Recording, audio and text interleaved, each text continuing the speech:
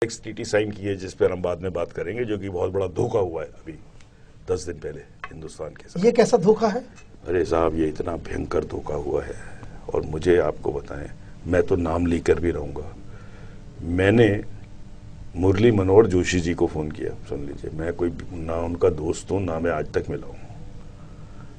मैंने कहा साहब, मेरे चेयरमैन CBDT के अभी एक नए बने हैं, पिछले वाले तो हट गए, वो 16 जब से वो बग्स निकले, सुधीर चंद्रा जी, उनकी जगह प्रकाश चंद्रा जी आए हैं, हमारे साथ के ही हैं।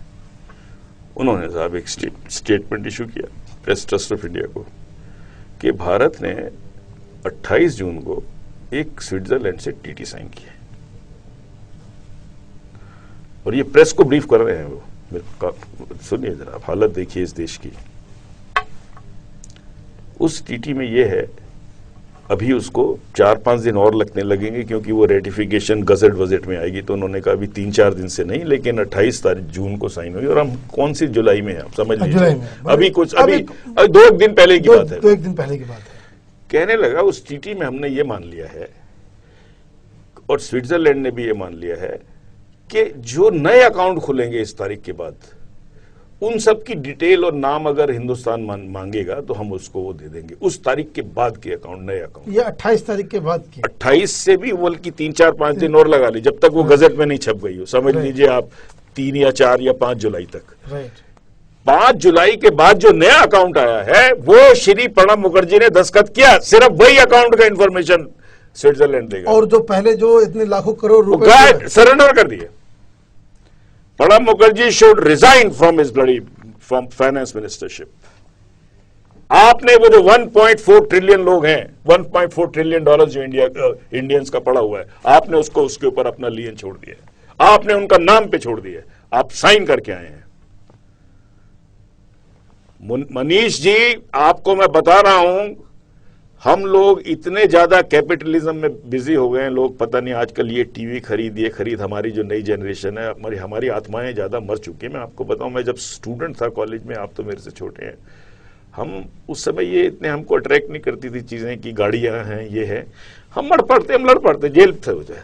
आजकल जो है वो इसलिए कि पीछे 10-15 साल के अंदर इस देश में सिर्फ अच्छा, आप क्या पार्लियामेंट से आपने कंसेंट ली इस तरह की TT साइन करने की? प्रणब मुखर्जी साहब, आप होते कौन हैं? 3 जुलाई 2011 से पहले के सभी स्विट्जरलैंड के डिपॉजिट्स के ऊपर उनका नाम ना लेने की और उनके अकाउंट ना लेने की आपने सरेंडर कैसे कर दिया इंडिया के राइट्स? किससे पूछ के किया? मुरली मनोहर जोशी, सुन लीजिए आप, हमने उनको फोन किया, हमने आपको जो मुझे तो आपकी प्रोग्राम में आना था, हाँ। और वो जो हुआ, बोले विश्व बंधु ये मुझको मालूम नहीं था। अरे मैंने कहा PTI का ये दिखाइए, हम आपको दे रहे, PTI का जो CBDT के चेयरमैन का स्टेटमेंट है, साइन हुआ है। मैंने कहा आप इसको उठाइए।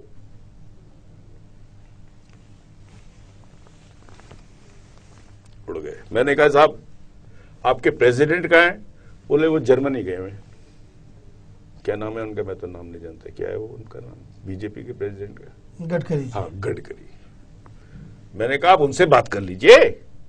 आप तो बोलते हैं आपकी अडवाणी जी ने बड़ा स्विस डिपॉजिट का अभियान शुरू कर दिया, वो तो खत्म हो गया अभियान। 4 जुलाई के बाद कोई उल्लू का पट्टा ही जाके खोलेगा वहां पर। वैसे भी पिछले के महीने से बंद, कोई नहीं खोल रहा होगा। पीछे वाला तो निकल गया। हाँ। आपको नहीं मालूम क्या हुआ? आपको मैं बता रहा हूं सुप्रीम कोर्ट का क्या जजमेंट का इंपैक्ट है। मैंने कहा जजमेंट का इंपैक्ट तो ये कि एक तो फाइनेंस मिनिस्टर के मुंह पे तमाचा मार के उन्होंने सारी की सारी पावर्स दे ली है उससे इस पैसे के बारे में, और इनको हैंड ओवर कर दिया, और वो सुप्रीम कोर्ट को रिपोर्ट करेंगे। और दूसरा, इन्होंने इन दोनों जजेस को ये बोला है कि हमें लॉ चाहिए, क्योंकि मैंने बोला इनकम टैक्स एक्ट में उस समय सोचा नहीं था। फेरा वाले लॉ को इन्होंने श्रीमान जी ने जो फेमा कर दिया। और तीसरा, ये सारा हमको इंटीग्रेट करना पड़ेगा, राइट। जबकि जो पिछले केसेस में उनको तीनों के अलग अलग सेक्शंस लगते रहेंगे, आगे के लिए तो इंटीग्रेट करना पड़ेगा। जिस ग्राउंड के ऊपर सुप्रीम कोर्ट ने पीआईएल एडमिट की कि एक आदमी जो बाहर पैसा जमा कराए हुए है और वो मजे कर रहा है और यहां वाला नहीं कर रहा है, तो क्या इस ग्राउंड के ऊपर पीआईएल एडमिट नहीं होगी कि आपने जो 3 जुलाई से पहले जिसने किया वो मजे करे और बाकी हम फंसे जो अगले वाला? तो ये तो जो ट्रीटी है ये क्वैश हो जाएगी। मैंने सुब्रमण्यम स्वामी ने मेरे को ईमेल लिखा, सुब्रमण्यम स्वामी बोला ये क्वैश होगी, नहीं क्वैश होगी तो हमारी सरकार आएगी, हम सारे खोलेंगे अकाउंट एक एक और इनको जेल भेजेंगे। मेरे पास सुब्रमण्यम स्वामी का ईमेल है, उनका व्यू तो अगली गवर्नमेंट का व्यू है। मैं तो बोलता हूं इसी गवर्नमेंट के अंदर एक अपराध मैंने आपको समझा दिया, इंडियन पिनल कोड में हो चुका है, चोरी का हो चुका है, हार्बरिंग द क्रिमिनल लूट, criminal conspiracy, criminal breach of trust, ठीक है। और उसके बाद सुनिए एक और है, इंडियन सिटीजनशिप एक्ट है 1953 51 में है कि अगर कोई भी आदमी अपनी किसी भी मामले में कोई भी थोड़ी बहुत इंटेलिजेंस किसी फॉरेन कंट्री को सरेंडर करता है तो उसकी Indian citizenship can be nullified. आप एक ऐसे कंट्री में कैसे पैसा जमा कराते हैं जो कंट्री वो ये बोलता है आपको कि साहब हम इंडियन गवर्नमेंट को डिटेल नहीं देंगे। Your Indian citizenship is likely to be disputed and likely to be set aside, can be set aside by the Supreme Court. समझ रहे हैं आप? क्योंकि भारत में तो कोई लॉ नहीं है कि आप किसी फॉरेन बैंक में कराइए। अच्छा, आपने फॉरेन बैंक में भी करा दिया, आपने उस कंट्री के फॉरेन बैंक में कराया जो बोलता है हम किसी को इन्फॉर्मेशन नहीं देंगे, तो आपने यहां की सॉवरेनिटी कर दी। You can not hold Indian passport holder, वहां का ले लीजिए अगर वो देते हैं आपको तो।